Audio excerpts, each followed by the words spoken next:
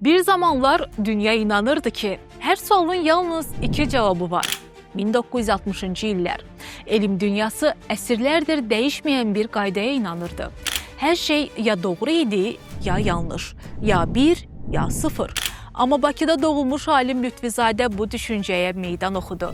O deyirdi, insan belə düşünmür. Bizim dünyamız yalnız qara və ağdan ibarət deyil. Bəzən biraz, bəzən təxminən, bəzən də bəlkə var. Bu fikir elmi dünyanı sarsıtdı. O qeyri-səlis məntiq nəzəriyyəsini təqdim edəndə alimlər onu lağa qoydu. Bəziləri dedi ki, bu elm deyil. Bəziləri isə onun karyerasının bitdiyini düşündü.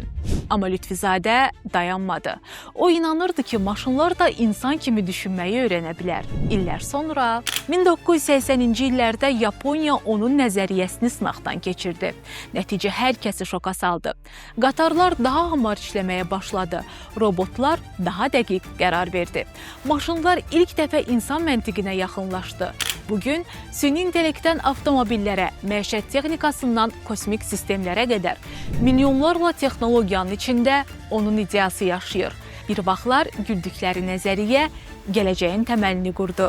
Lütfizadə, maşınlara insan ruhu verən dahi.